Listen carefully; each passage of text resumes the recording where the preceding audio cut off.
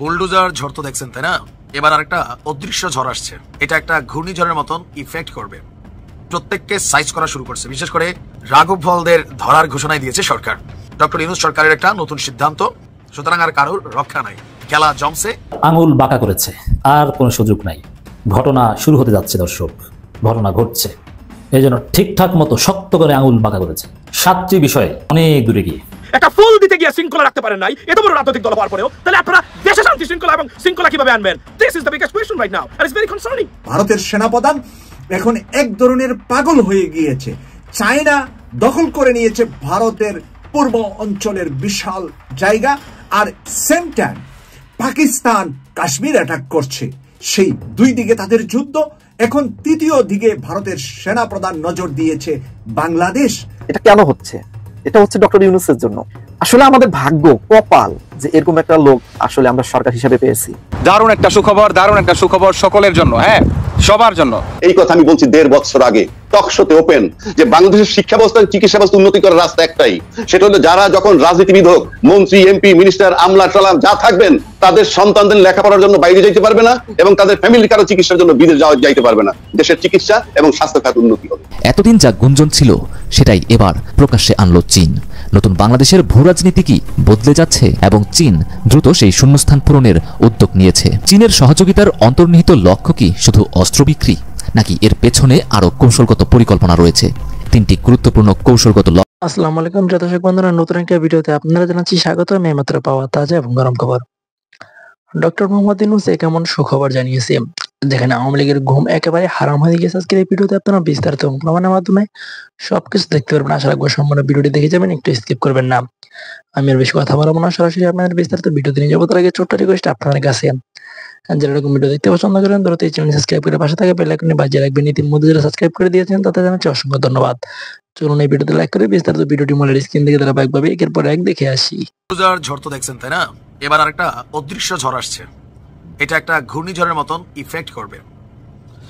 ইউনূস সরকারের যে প্রশাসন আছে আস্তে আস্তে প্রত্যেককে সাইজ করা শুরু করছে। বিশেষ করে আওয়ামী লীগ সরকারের আমলে যারা অতি গুরুত্বপূর্ণ পদগুলোকে হোল্ড করেছিলেন, যেমন ধরেন ডিসি, এসপি, সচিব, আরো বিভিন্ন যে কি পয়েন্টগুলো আছে, লাইক আইজিপি, আমাদের সেনাপ্রধান এখনো বাদ আছেন, আরো অনেকেই যারা বিভিন্ন জায়গাতে ছিলেন। ইভেন অনেকে অবসরপ্রাপ্ত হয়েছেন, ভাবছেন যে আমার তো আর বিপদ নাই, কিন্তু ভাই বিপদ আপনার উপর ঘূর্ণিঝড় আকারে খুব শীঘ্রই অবতীর্ণ হতে যাচ্ছে।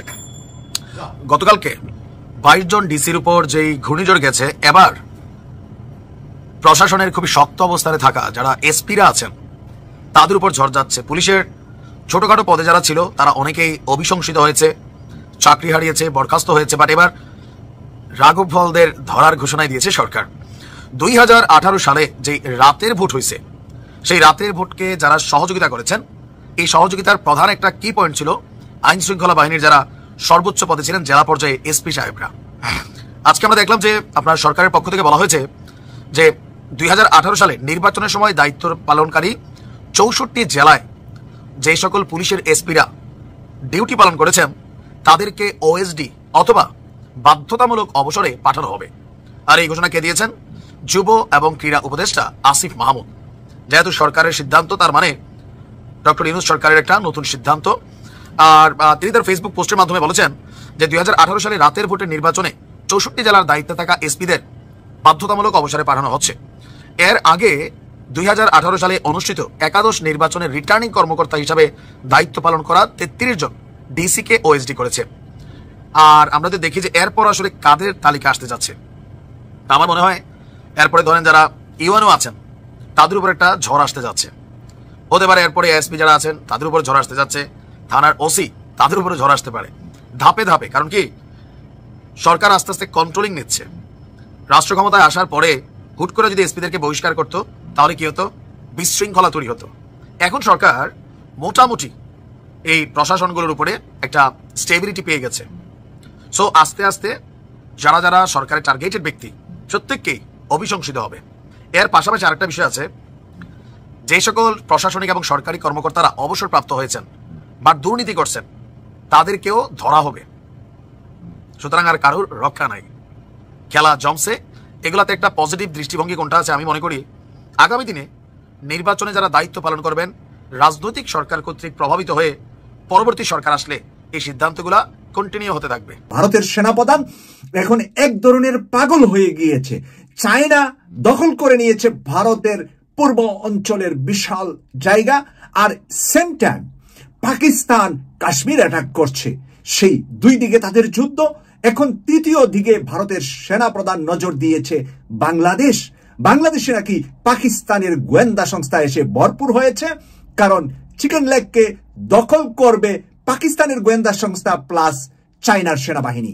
এই 40 কিলোমিটার দখলের ভিতরে নেপালের সাথে সরাসরি বাংলাদেশের হয়ে যাবে সম্পর্ক। ডক্টর মোহাম্মদ ইউনূসের এই হুঙ্কার চলছে এখন নেপাল এবং ভুটানের সাথে সরাসরি হবে বাংলাদেশের ব্যবসা বাণিজ্য। এই কারণে ভারতের সেনাপ্রধান আজকে যে বক্তব্য দিয়েছে, প্রিয় দর্শক, এই সেই চিকেন নেক, যেই চিকেন নেককে নিয়ে আমরা 53 বছরে কোনো সুবিধা নিতে পারি নাই, কিন্তু ডক্টর মোহাম্মদ ইউনূসের ঘোষণায় এখন আতঙ্কিত ভারতের নরেন্দ্র মোদী উলটপালট কথা বলছে, সেনাপ্রধানও উলটপালট কথা বলছে, কারণ চায়না এবং পাকিস্তান দুজনই চাচ্ছে বাংলাদেশে ডক্টর মোহাম্মদ ইউনূসকে সহযোগিতা করতে। সরাসরি যোগাযোগ ব্যবস্থা হয়ে যাবে চায়নার সাথে নেপাল দিয়ে আমাদের, কারণ নেপালের যদি আমরা 40 কিলোমিটার চিকেন লেগ দখল করতে পারি, তাহলে আমরা নেপাল হয়ে চায়নায় আমরা সরাসরি সব ব্যবসা বাণিজ্য চালু করতে পারবো। ভুটান হয়ে আমরা সরাসরি চায়নার সাথে ব্যবসা বাণিজ্য চালু করতে পারবো। আর পাকিস্তান এতে তাদের পূর্বের যে একটা দেশ ছিল, একই দেশ ছিল, সেই কারণে পূর্বের মমতা থেকে, ভালোবাসা থেকে বাংলাদেশকে অন্তত সাহায্য করে ভারতের দাঁত ভাঙ্গা জবাব দেওয়ার জন্য পাকিস্তান প্রস্তুত বাংলাদেশকে সহযোগিতা করতে। আর এরই মাঝে ভারতকে যখন দাঁত ভাঙ্গার জবাব চায়না আর পাকিস্তান দিচ্ছে, নীরব দর্শকের ভূমিকা থাকতে চাচ্ছে আমেরিকা এবং ইউরোপ। তারাও ক্ষেপে আছে নরেন্দ্র মোদীর কার্যক্রমের উপরে। স্পেশালি বাংলাদেশের বিষয়ে নরেন্দ্র মোদীর নগ্ন হস্তক্ষেপ 15.5 বছর শেখ হাসিনা যেভাবে জুলুম নির্যাতন বাংলাদেশে করেছে, সেই কারণে সেই প্রতিশোধটা এখন সবাই মিলে ভারতের উপরে নিতে চাচ্ছে। সম্প্রতি 7টি বিষয়ে বিএনপি জামাতের মধ্যে প্রতিযোগিতায় জামাত শিবির অনেক দূরে গিয়ে। দর্শক, বিবিসি বাংলার একটা রিপোর্টের উপর ভিত্তি করে আমরা আলোচনা করছি। বিএনপি ও জামাতের মধ্যে বিবাদ বাড়ছে যেসব ইস্যুতে, এখানে কয়েকটা ইস্যু তুলে ধরা হয়েছে। তার মধ্যে আমি 7টা পয়েন্ট নোট করেছি। একটু না, জামাত অনেক দূরে গিয়ে বিএনপি চরমভাবে ব্যাকফুটে পড়ে গিয়েছে। এটা মেকআপ করা বিএনপির জন্য কঠিন হবে। আমি আগেই বলেছি নানান আলোচনা যে বিএনপি আত্মহত্যার দিকে যাচ্ছে। বিএনপিকে ফিরান, যে কোনো সময় অঘটন ঘটাতে পারে। বিএনপি ফাঁদে পড়েছে, ফাটা বাঁশের মধ্যে পড়েছে। বিএনপি জামাতের মধ্যে এই মুহূর্তে যেসব বিষয় নিয়ে প্রতিযোগিতা, তার মধ্যে সবকিছু ছাপিয়ে সবার উপরে উঠেছে আগে জাতীয় নির্বাচন, স্থানীয় নির্বাচন। বিএনপি চায় আগে জাতীয় নির্বাচন, জামাত চায় আগে স্থানীয় সরকার নির্বাচন। কারণ এই পয়েন্টটা একটু দেখেন নিরপেক্ষভাবে, যে জনগণ এখন কে এগিয়ে, বিএনপি না জামাত, তার প্রমাণ হবে জনগণ কোন পক্ষে। জনগণ কোন পক্ষে? বা 80%-এর বেশি জনগণ আগে স্থানীয় সরকার নির্বাচন চায়। তাহলে জামাত 80% আর বিএনপি 20%। আপনি জরিপ করেন, যেভাবে পারেন আপনি সার্ভে করেন। বিএনপি আগে জাতীয় নির্বাচন চায়, 2 জন লোক পাওয়া গিয়েছে বিএনপির পক্ষে, এক আন্দালিব রহমান পার্থ আর মাহমুদুর রহমান মান্না, যারা কেউ স্থানীয় সরকার নির্বাচনে কোথাও কোনো প্রার্থী দিতে পারবে না, পারে নাই, এরকম কোনো সক্ষমতাই নেই। আর সবাই আগে স্থানীয় সরকার নির্বাচন চায়। জনগণ চায়, সরকার চায়, ছাত্ররা চায়। আর বিএনপি বলে যারা আগে স্থানীয় সরকার নির্বাচন চায় তারা রাজাকার। তো বুঝতে পারছেন যে জামাত কত দূরে গিয়ে এই প্রতিযোগিতার এই গ্রাউন্ডে। আরো নানান প্রতিযোগিতায় বিবিসি বাংলা কি কি লিখেছে আমরা সেদিকে আসছি, এবং আমরা ওই 7টা পয়েন্ট ধীরে ধীরে আলোচনা করবো যে জামাত কত দূরে গিয়ে। একটা পয়েন্টে তো বুঝলেন জামাত 80% আর 20%। এটা বেশি হতে পারে জামাতের ঘরে, কারণ স্থানীয় সরকার নির্বাচনের প্রতি তীব্র তুমুল জনমত গড়ে উঠছে। বুদ্ধিজীবীরাও এর পক্ষে দাঁড়াচ্ছেন এখন। বাংলাদেশের জাতীয় নির্বাচনের সময় নিয়ে একে অপরের প্রতি সন্দেহ অবিশ্বাস থেকে বিএনপি ও জামাত ইসলামের মধ্যে সম্পর্কের টানাপোড়েন বিবাদের রূপ নিয়েছে। এর জের ধরে বাড়ছে পাল্টাপাল্টি বক্তৃতার বিবৃতি। পাল্টাপাল্টি বক্তৃতার বিবৃতিতেও দেখেন যে কত সুন্দরভাবে জামাত থেকে, যেমন রুহুল কবির রিজভী জামাতকে বলছে মুনাফিক।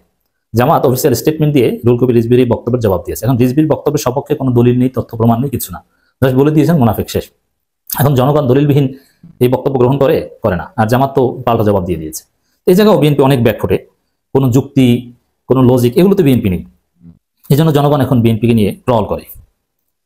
বিএনপির সঙ্গে তার একসময় মিত্র জামাতের সম্পর্কে টানাপোড়েন চলছিল কয়েক মাস ধরে। জুলাই গণঅভ্যুত্থানে শেখ হাসিনার শাসনের পতনের পরে দল দুটি সম্পর্কে টানাপোড়েন বাড়তে থাকে। সংস্কার আগে নাকি নির্বাচন আগে, এই প্রশ্নে পারস্পরিক অবস্থা নিয়ে বিবাদে জড়ায় বিএনপি জামাত। দেখেন এই প্রশ্নটার ক্ষেত্রে যদি বলি জামাত কত দূরে গিয়ে। আচ্ছা, সংস্কার আগে না নির্বাচন আগে? জনগণকে প্রশ্ন করুন। জামাত বলছে সংস্কার আগে, আর বিএনপি বলছে কিসের সংস্কার? নির্বাচন। সংস্কার হচ্ছে নির্বাচনের পরে, পার্লামেন্ট করবে, পার্লামেন্ট ছাড়া সংস্কার হবেই না। আচ্ছা, জনগণ কি চায়? জনগণের মতামত কি? জনগণ অধিকাংশ জনগণ, সেটা 80%-এর ঊর্ধ্বে হবে, মনে করে কোনো নির্বাচিত সরকারে দেশে কোনো সংস্কার করবে না। সংস্কার যদি কিছু হতে হয় সেটা ডক্টর ইউনূসের আদরেই হতে হবে। এই জন্য আগে সংস্কার করে নির্বাচন, সংস্কার না হলে সুষ্ঠু নির্বাচন হবে না, জনগণ এটা মনে করে। আপনি গণভোট নেন অথবা সার্ভে করেন, জরিপ করেন, দেখবেন। তো এরকম যে সব জায়গায় বিএনপি ধরা বিএনপির পক্ষে জনমত নেই, জামাত অনেক দূরে গিয়ে সরকার সংস্কার চায়, ছাত্র সংস্কার চায়, সবাই সংস্কার চায়, সংস্কার চায় না শুধু বিএনপি আওয়ামী লীগ। অতএব এখানেও বিএনপি জামাতের মধ্যে মিলের জায়গায় একটা দেখি যে আওয়ামী লীগকে নিষিদ্ধ সিরিয়াসলি দুই দলের একদলও চায় না, এক এক সময় কথা, এটা আলাদা বিষয়। কিন্তু বিরোধের জায়গাগুলোতে জামাত কত দূর এগিয়ে, আশা করি আপনাদের বোঝাতে পেরেছি। এর মধ্যে জাতীয় সংসদের বিভিন্ন আসনে জামাতের দলীয় প্রার্থী ঘোষণা করে দলটির এমন তৎপরতার আস্থার অভাব ও সন্দেহ বেড়ে যায় বিএনপিতে। সর্বোচ্চ স্থানীয় সরকার নির্বাচনে পরস্পর বিরোধী অবস্থানে দল। স্থানীয় সরকার নির্বাচনের ঘটনা তো আপনাদের বললাম যে জামাত কত দূরে গিয়ে 80-20, 8-2। বিএনপি জাতীয় নির্বাচন আগে অন্য কোনো নির্বাচন চায় না, আর জামাত আগে স্থানীয় সরকার নির্বাচন চাইছে। নানা নিশ্চিত বিএনপি জামাতের বিবাদ এখন এমন অবস্থা দেয় দলনেতারা একেবারে বিবৃতি বক্তব্য দিচ্ছে, চলছে। কিন্তু অনলাইনে প্রচার প্রচারণা, জবাব, পাল্টা জবাব বা গালাগালি, ট্রল, মিম, এগুলো তো জামাত শিবিরের সাথে বিএনপি পাচ্ছে মোটেই না। এটা মির্জা ফখরুল স্বীকার করেছেন লন্ডনে বসে, যে জামাত শিবিরে তারা বুদ্ধিভিত্তিক রাজনীতি করে, তাদের ক্যাডার সিস্টেম, তাদের ছেলেরা পড়াশোনা করে, তারা অনলাইনে অনেক এগিয়ে।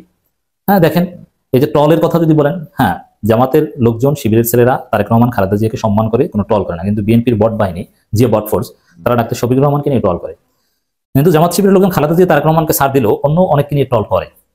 কিন্তু সেখানেও দেখেন যে জামাত শিবির কত দূরে গিয়ে, সব জায়গায় গিয়ে, সব প্রতিযোগিতায় গিয়ে, অনলাইন অফলাইন সব, শুধু চাঁদাবাজিতে বিএনপি। এখন দেখেন বিএনপি চাঁদাবাজিকে অস্বীকার করতে পারছে না, যার ফলে বিএনপি বলছে যে চাঁদাবাজি এটা জায়েজ, জামাত যেরকম হাদিয়া নেয় আমরা এরকম চাঁদা নেই। কিন্তু জনগণকে বিএনপির ব্যাখ্যায় সন্তুষ্ট না, বিএনপি এটা ভুয়া ব্যাখ্যা। আর জামাত হাদিয়া নেয় বা ইয়ানত নেয় নিজেদের কর্মীদের বা শুভাকাঙ্ক্ষীদের কাছ থেকে, এতে কেউ অসন্তুষ্ট না, খুশি হয়ে যায়।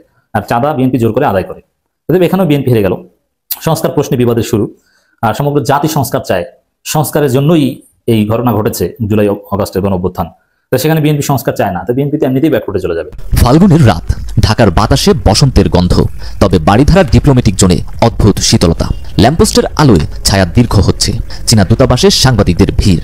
আলো ঝলমলে কনফারেন্স হলে ঢুকলেন রাষ্ট্রদূত ইয়া ওয়েন, চোখে আত্মবিশ্বাস। টেবিলে রাখা নথি সরিয়ে বললেন, বাংলাদেশের জন্য চীনের দরজা উন্মুক্ত, আমরা সরাসরি অস্ত্র বিক্রির প্রস্তাব দিচ্ছি।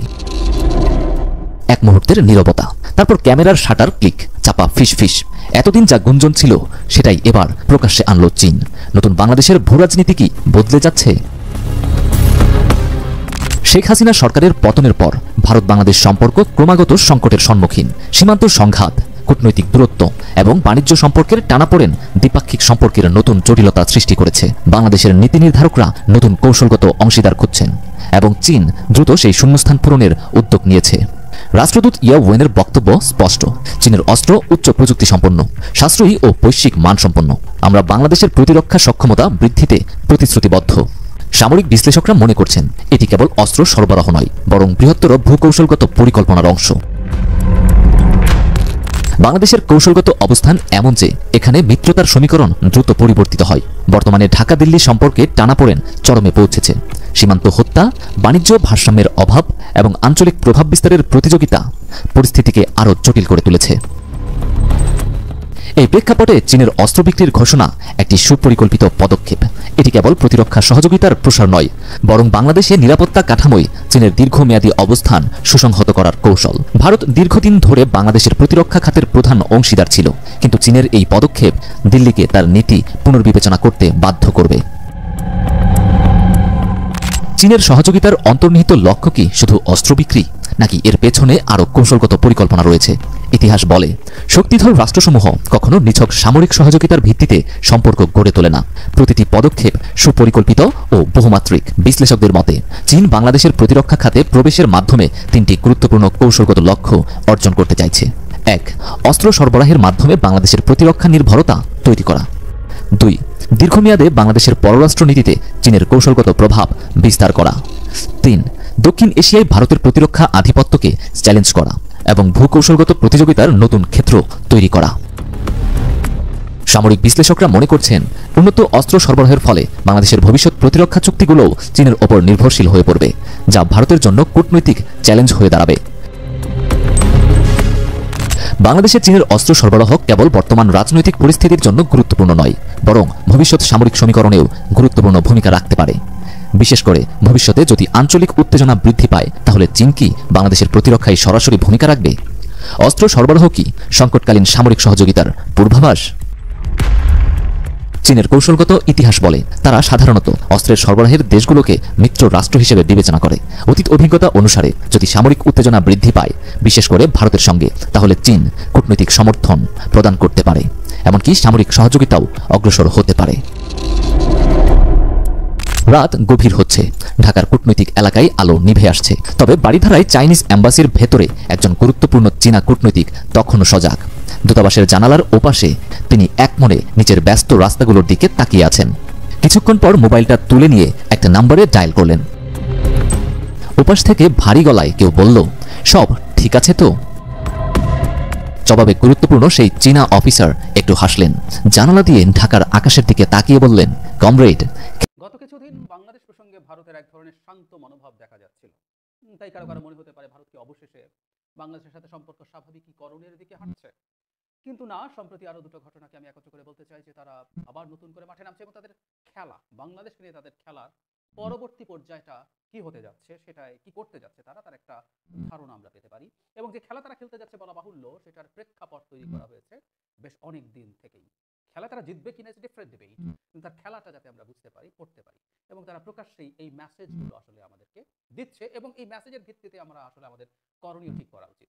যদিও আমি বহুবার বলেছি, আমি আবার বলবো, আমি যোগ করে দেখাবো, তাদের এই খেলার রসদ আসলে আমরা দেশের ভেতর থেকে অনেকে মিলে জুগিয়ে যাচ্ছি। দুটো ঘটনা, ভারতের পররাষ্ট্র মন্ত্রণালয়ের যিনি ব্রিফ করেন মিস্টার জয়সওয়াল, তিনি ব্রিফিং করেছেন। সেখানে আমাদের পররাষ্ট্র উপদেষ্টার সাথে ভারতের পররাষ্ট্র মন্ত্রীর যে বৈঠক, সেই প্রসঙ্গে সার্ক ইস্যু যখন এসেছিল তখন তার ব্যাপারে কি কথা হয়েছে, মানে সার্কের পুনরুজ্জীবন নিয়ে কথা হয়েছিল। তখন ভারতের পররাষ্ট্রমন্ত্রী আমাদের পররাষ্ট্র উপদেষ্টাকে যা বলেছেন, তিনি তার জয়সওয়ালের বক্তব্য অনুযায়ী ব্যাপারটা এইরকম: দক্ষিণ এশিয়ার সবাই জানে কোন দেশ ও তার কি ধরনের কর্মকাণ্ড সার্ককে কোণঠাসা করে রেখেছে। নিশ্চয় জানি এটা পাকিস্তানকে ইন্ডিকেট করা হয়েছে। তৌহিদ হোসেনকে জয়শঙ্কর এই কথাও বলেছেন, সন্ত্রাসবাদের স্বাভাবিকীকরণ করাটা বাংলাদেশের উচিত নয়। এই বাক্যটা আমরা খুব মন দিয়ে খেয়াল করি, সন্ত্রাসবাদের স্বাভাবিকীকরণ করাটা বাংলাদেশের উচিত নয়।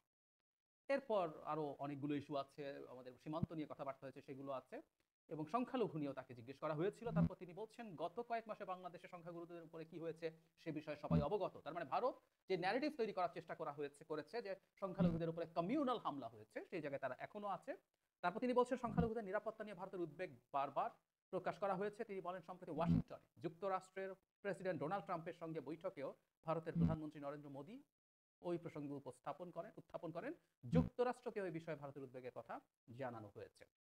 তার মানে সেই ইস্যুটা তো আছেই। এবার আরেকটা পয়েন্ট একটু যোগ করব, এটার হেডলাইন হচ্ছে এরকম: বাংলাদেশে পাকিস্তানের সেনা গোয়েন্দা আছে দাবি ভারতীয় সেনা প্রধানের। আমরা মনে করতে পারবো কিছুদিন আগে ভারতের সেনা প্রধানরা সাধারণত এভাবে কথা বলেন না, কিন্তু বাংলাদেশ ইস্যুতে তিনি কথা বলার প্রসঙ্গে বলছিলেন, বাংলাদেশের সাথে সম্পর্ক স্বাভাবিকীকরণ হতে পারে শুধুমাত্র একটা নির্বাচিত সরকার আসার পর। ভারতের সেনা প্রধানরা আরেকটা দেশের পররাষ্ট্র নীতি, তার অভ্যন্তরীণ রাজনীতি, সেই দেশের সাথে পররাষ্ট্র সম্পর্ক, এভাবে কথা খুবই নজিরবিহীন। কিন্তু তিনি বলেছেন, এবার তিনি আবার বলছেন, তিনি যা বলছেন, তিনি তার কাছে সব প্রশ্নের উত্তরে কি বলছেন সেটা বলি। প্রশ্নটা ছিল, সম্প্রতি ভারতের সীমান্তবর্তী ও চিকেন নেক স্পর্শকাতর অঞ্চলে পাকিস্তানি সেনা ও গোয়েন্দারা গিয়েছিলেন, এ নিয়ে তিনি উদ্বিগ্ন কিনা। মানে তিনি জনাব উপেন্দ্র মিলিটারি চিফ, তিনি বলেন, আমি একটি আলাদা দেশের ক্ষেত্রে সন্ত্রাসবাদের কেন্দ্রটি ব্যবহার করেছি, কেন্দ্র শব্দ, যেটা পাকিস্তানের ক্ষেত্রে। যদি ওই দেশের মানুষরা অন্য কোনো স্থানে যায় এবং সেটি আমাদের প্রতিবেশী এবং বিষয়টির সঙ্গে আমরা সংশ্লিষ্ট থাকি, তাহলে আমি নিয়ে উদ্বিগ্ন হব। ভারতীয় সেনাপ্রধান বলেন, বাংলাদেশের মাটি ব্যবহার করে পাকিস্তান যেন সন্ত্রাসী না পাঠাতে পারে সেটি চাওয়া থাকবে। তিনি বলছেন, ওই মাটি ব্যবহার করে তারা যেন ভারতের সন্ত্রাসবাদী পাঠাতে না পারে। বাংলাদেশের সম্পর্ক ভালো আছে ইত্যাদি ইত্যাদি বলেছে। তারপর তিনি বলছেন, সামরিক দিক থেকে আমাদের সম্পর্ক বেশ শক্তিশালী, আদান প্রদান করতে পারে, এসব কথা বলছেন। এবং শুরুতে তিনি বলেছেন এই রকম, বাংলাদেশে আইএসআই এর সেনা সদস্যরা এসেছেন বলে তিনি দাবি করছেন, এমনকি এই সেনা ও গোয়েন্দারা বাংলাদেশ ভারত সীমান্তবর্তী শিলিগুড়ি করিডোরের কাছে গিয়েছিলেন বলেও দাবিদার। মানে ভয়ঙ্কর অভিযোগ। তাহলে আমরা খেয়াল করি, বাংলাদেশে প্রসঙ্গে পাকিস্তানকে এনে, সার্ক প্রসঙ্গে এনে পাকিস্তানকে এনে ভারতের যিনি পররাষ্ট্র মন্ত্রণালয়ে ব্রিফ করেন, তিনি জানাচ্ছেন, তিনি বলছেন, বাংলাদেশে সন্ত্রাসবাদকে স্বাভাবিকীকরণ যেন করে না ফেলে। এটা পাকিস্তানকে অ্যাকিউজ করেছেন এবং সার্ক ইনএফেক্টিভ হওয়ার পেছনে তারা পাকিস্তানের সন্ত্রাসবাদকে দায়ী করেন। 2016 সালে পাকিস্তানের কোনো একটা জায়গায়, আমি উড়ি বোধ হয় এরকম, সেখানে একটা সন্ত্রাসবাদী হামলার পর তারা পাকিস্তানকে অ্যাকিউজ করে সার্ককে ইনঅ্যাক্টিভ করে ফেলেছে। এখন এবার একটু আসি আমরা যে সামনে বাংলাদেশের ঝুঁকি, কিন্তু সম্প্রতি এটার সাথে জুড়ে দেব যারা মোদি এবং ডোনাল্ড ট্রাম্পের যে বৈঠক হলো কয়েকদিন আগে আমেরিকাতে, সে তারপর যে ব্রিফিং হয়েছে এবং জয়েন্ট যে কমিউনিকে হয়েছে, সেখানে ক্রস বর্ডার যে টেরোরিজম মানে পাকিস্তানকে ইন্ডিকেট করে বলা হচ্ছে সেটা যেন পাকিস্তান বন্ধ করে। নট অনলি দ্যাট, মুম্বাই হামলা যে হয়েছিল, মুম্বাই অ্যাটাকের একজন আসামি আমেরিকায় ছিলেন, তাকে ভারতের হাতে হস্তান্তর করা হয়েছে, সেটার বিচার জয়েন্ট কমিটিতে চাওয়া হয়েছে এবং ওটার সাথে পাঠানকোট যে হামলা হয়েছিল সে দুটো। তার মানে পাকিস্তান একটা সন্ত্রাসবাদী দেশ, পাকিস্তান সন্ত্রাসবাদ উস্কে দেয়, এই ধরনের আলাপ এনে তারা দুটো দেশ এগুলো বন্ধ করার দাবি করছে এবং এগুলো একসাথে ফাইট করার কথা বলছে। তার মানে পাকিস্তান একটা সন্ত্রাসবাদী দেশ, পাকিস্তানে ইসলামিক এক্সট্রিমিজম আছে এবং সেই রিলেটেড টেরোরিজম আছে, সেটা এখন ভারতের পররাষ্ট্র মন্ত্রী আমাদের পররাষ্ট্র উপদেষ্টাকে জানাচ্ছেন যে বাংলাদেশে যেন এটা স্বাভাবিকীকরণ না করে ফেলে। আবার বাংলাদেশের মাটিতে পাকিস্তানের গোয়েন্দারা আছেন, সেনা গোয়েন্দারা আছেন, এমনকি তারা ভারতের চিকেন নেকের কাছাকাছি পর্যন্ত পৌঁছে গেছেন, এরকম দাবি করছেন ভারতের সেনাপ্রধান। এবার আশা করি খেলার পরবর্তী পর্যায়টা আমাদের কাছে স্পষ্ট হয়েছে। বাংলাদেশে এখন পাকিস্তানি টেরোরিজমের ঘাঁটি গাড়ছে এবং বাংলাদেশ থেকে ভারতের অন্যান্য অঞ্চলে, এই অঞ্চলে একদিকে তো তার সেদিকের বর্ডার আছে, এখন উত্তর পূর্বাঞ্চলীয় রাজ্য বা সেভেন সিস্টার্স বলি বা পশ্চিমবঙ্গ সংলগ্ন এই এলাকাতে পাকিস্তানের যে সেনা সদস্যরা, সেনা গোয়েন্দারা, তাদের ভাষ্য মতে বাংলাদেশের মাটিতে আছেন এবং এই অঞ্চলেও তারা এখন একটা ডিফারেন্ট ফ্রন্টে টেরোরিজম শুরু করবেন। এটা হচ্ছে তাদের ন্যারেটিভ। আরেকটা ক্রস বর্ডার টেরোরিজম। আমি বহুদিন থেকে একটা কথা বলছিলাম যে বাংলাদেশে ধর্মীয় উগ্রবাদের প্রসার ঘটছে, এই ধরনের বয়ান তৈরি করার মতো বেশ কিছু ঘটনা ঘটানো হয়েছে, এগুলো পরিকল্পিত এবং আমাদের সরকারের অথর্বতা, অক্ষমতা এই বয়ানকে এস্টাবলিশ হতে সাহায্য করেছে। মাজারে হামলা সংখ্যাটা এখন 85-র মতো, একের পর এক মাজারে হামলা হয়েছে এবং ইসলামিক এক্সট্রিমিস্ট যেসব গ্রুপ এই ধরনের সকল জিহাদিস্ট কর্মকাণ্ড করে, তারা এই মাজার কনসেপ্টে বিশ্বাসী নয়, তারা এগুলোর বিরুদ্ধে দাঁড়াবে। সুতরাং এটা এই ন্যারেটিভের পার্ট, এটাকে হেল্প করে। লালন মেলা বহু জায়গায় বন্ধ হয়েছে, বাউলদেরকে বহু জায়গায় গান গাইতে দেওয়া হয় নাই, বিভিন্ন রকম মেলা বন্ধ হয়েছে, সাংস্কৃতিক অনুষ্ঠান বন্ধ হয়েছে। বই মেলাতে এমন একজন লেখিকার, তিনি বিতর্কিত কিন্তু ওনার নিষিদ্ধ নয় এমন বই বন্ধ করে দেওয়া নিয়ে নানান বড় ধরনের হুজ্জতি হয়েছে, হাঙ্গামা হয়েছে, ট্র্যাপ হতে পারে কিন্তু তারপরে হয়েছে। একই সাথে অভিনেত্রীরা শোরুম উদ্বোধন করতে পারছেন না, মেয়েদের ফুটবল খেলা হয়নি। মানে আমরা যদি হিসাব করি সংখ্যাগুলো অনেক হিসেবে দাঁড়িয়ে যায়। বিভিন্ন জায়গায় এই ধরনের ঘটনা ঘটেছে, ঘটানো হয়েছে, স্পষ্টভাবেই ঘটানো হয়েছে। এখন বাংলাদেশে দিনের পর দিন এখন যদি আমরা সব ঘটনাগুলো একত্র করি, কয়েকশো ঘটনা পাবো, এক একটা এক এক রকম, যেগুলো আসলে ওই ন্যারেটিভকে যে বাংলাদেশে ইসলামী মৌলবাদ, ইসলামী এক্সট্রিমিজম মাথা চাড়া দিচ্ছে। এর সাথে আমরা যোগ করব শেখ হাসিনার পতন এবং পালিয়ে যাওয়ার পর থেকে বাংলাদেশে বিভিন্ন মিছিলে, বিভিন্ন সমাবেশে কালেমা লেখা কালো পতাকা, এটা আইএসের, দায়েশের পতাকা প্রতিষ্ঠিত হয়েছে, বিরাট বড় পতাকা দিয়ে স্টুডেন্টরা মিছিল করেছে। চক্রান্ত আছে, বহু জায়গায় কেউ জানতো না, হাতে দিয়ে গেছে, অনেকে সরল বিশ্বাসে সরল মনে কালেমা লেখা পতাকা সেটা উড়িয়েছেন, সেটা ধরেছেন, কিন্তু এই ছবিগুলো ছড়িয়ে পড়েছে চারদিকে, বিভিন্ন দিকে। সুতরাং এই ঘটনাগুলোর জন্য আসলে ঘটানোর চেষ্টা হয় এবং মুহূর্তে সেগুলো ভারতের মিডিয়া লুফে নেয়, সেগুলো ছড়িয়ে দেয়, সেগুলো চলতে থাকে, ক্রমাগত চলতে থাকে।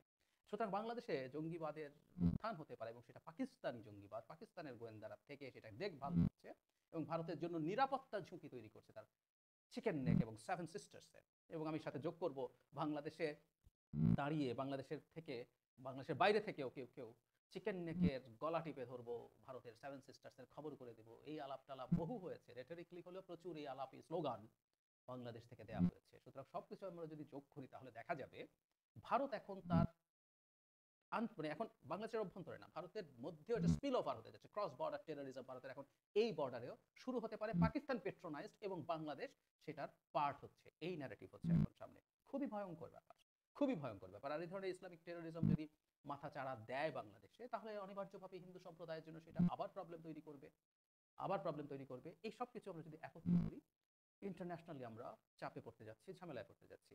আমি ভারতের কথা যদি বলি, ভারতে আমি দেখিয়েছি আপনাদের অনেককেই। আরেকটা খবর হচ্ছে ক্যাশ প্যাটেল, যিনি এফবিআই চিফ হিসাবে মনোনয়ন দেওয়া হয়েছিল, তিনিও সেনেটে পার পেয়েছেন। তুলসী গাবার্ড আবার পুরো গোয়েন্দা প্রধান আছেন এই অঞ্চলে, যিনি মানে সহকারী পররাষ্ট্র মন্ত্রী হচ্ছেন, তিনি ভারতীয় বংশোদ্ভূত। তুলসী গাবার্ড ভারতীয় নন হলেও তিনি বিজেপি, তিনি আরএসএস। আমি এটা নিয়ে বিস্তারিত কথা বলেছিলাম কিছুদিন আগে। তো সবকিছু যদি একত্র করি, আমেরিকা বা বাংলাদেশ এই ধরনের এক্সট্রিমিজম মাথা চাড়া দিচ্ছে, ইভেন ইউরোপও পছন্দ করবে না। সুতরাং আর ভারত এখানে সমস্যা তৈরি করার জন্য বসেই আছে। সবকিছু যদি নেই, আমাদের সরকারকে আসলে খুব সতর্ক হওয়া দরকার এবং যে পদক্ষেপগুলো আসলে, যে কাজগুলো যেগুলোর বিরুদ্ধে সরকার ঠিকঠাক মতো দাঁড়িয়ে কাজ করতে পারছে না, এগুলো প্রত্যেকটা এই ন্যারেটিভকে সহায়তা করে। সরকারের কঠোর হওয়া দরকার। আমি আসলে আর বেশি আশাও করতে পারছি না, কারণ আমি আজ পর্যন্ত দেখি না খুব সিগনিফিক্যান্টলি কোনো পদক্ষেপ নেওয়া হয়েছে এবং সেগুলো ইমপ্লিমেন্ট করার চেষ্টা করা হচ্ছে। আমি জানি না সামনে কি আছে, কিন্তু খুবই টাফ সিদ্ধান্ত সরকারের দিক থেকে নেওয়া দরকার আছে, কারণ ডক্টর ইউনূসের মতো মানুষ আমাদের মাথার উপরে আছে বলে এখন পর্যন্ত আমরা ঝড়ঝাপটা এড়াতে পারছি, তার যে ব্যক্তিত্বের স্টেচার। কিন্তু অ্যাট দ্য সেম টাইম যখন এই জিনিসগুলো ক্রমাগত হতে থাকবে এবং বেশ খানিকটা তার ব্যর্থতার কারণে, তখন তার এই আমাদের উপরে থাকাটা খুব বেশি কার্যকর। প্রিয় দেশবাসী, শুরু থেকে শেষ পর্যন্ত যারা এই ভিডিওটি দেখেছেন সকলকে জানাই অসংখ্য অসংখ্য ধন্যবাদ। যারা এরকম নিউজ ভিডিও পেতে পছন্দ করেন তারা অবশ্যই এই চ্যানেলটি সাবস্ক্রাইব করে পাশে থাকা বেল আইকনটি বাজিয়ে দিবেন। যারা এখনো এই ভিডিওটি শেয়ার করেননি, এই ভিডিওটি দ্রুত শেয়ার করে সকলকে দেখার সুযোগ করে দিন। আজকের মতন এই পর্যন্ত, দেখা হচ্ছে পরবর্তী কোনো ভিডিও নিয়ে ইনশাল্লাহ।